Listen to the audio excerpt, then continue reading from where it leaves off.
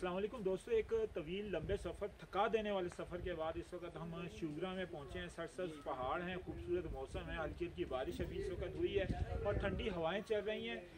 रास्ते में बालाकोट के ब्रिज जो है वो बंद होने की वजह से हमें कच्चे रास्ते से चलना पड़ा। इस तरह पहाड़ों के सफ़र में हमें थकावट हुई, रात भर हम लोग सफ़र में रहे और इस सारी थकावट के बाद जब हम इस पहाड़ की इस चोटी पे पहुँचे हैं और यहाँ गिरदनवा में हमने जो ये सब्ज़ा और ये पहाड़ देखे हैं तो यकीन जानिए कि थकावट बिल्कुल जो है वो ख़त्म हो गई है।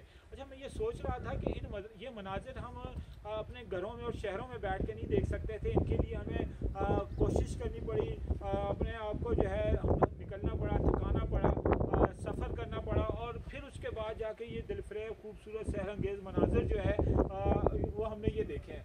अच्छा, कुरान में बार बार जन्नत का जिक्र है। वो जन्नत जो बागात होंगे जहाँ शहद और नहर की दूध की नहरें बहती होंगी, वो जन्नत जो है मोमिनों के लिए होगी। कि ये जन्नत हमें घर बैठे मिलेगी? ये जन्नत नज़ीर वादियों में पहुँचने के लिए अगर हमें इतने सफ़र करने पड़ते हैं और यहाँ आके ये मनाजिर देखने को मिलते हैं तो उस जन्नत के लिए भी तो हमें कोशिश करनी होगी कि जिसके लिए हम इस दुनिया में आए हैं।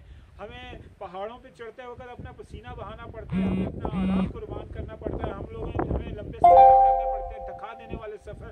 और उसके बाद जब हम ये मंजर देखते हैं तो हम अपनी थकावट भूल जाते हैं और इस दुनिया के अंदर जो कुछ हम मेहनत करेंगे उसके बाद अल्लाह का ये वादा है कि जब जन्नत की एक नज़र हम पे पड़ेगी या वहाँ की जो हवा है उसको हम देखेंगे तो हम भूल जाएंगे कि दुनिया में कभी हम पे कोई तकलीफ़ भी आई हो।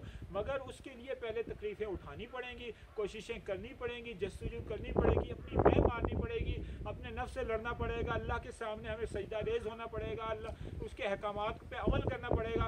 तो फिर वो वादे अल्लाह के हैं कि ये मंज़र कुछ भी नहीं, जिस अल्लाह ने ये खूबसूरत मंज़र बनाया है तो ज़रा तसव्वुर कीजिए कि वो जन्नत कितनी खूबसूरत होगी जिसका अल्लाह ने हमसे वादा किया है। दुआ है अल्लाह हम सबको अपनी इस जन्नत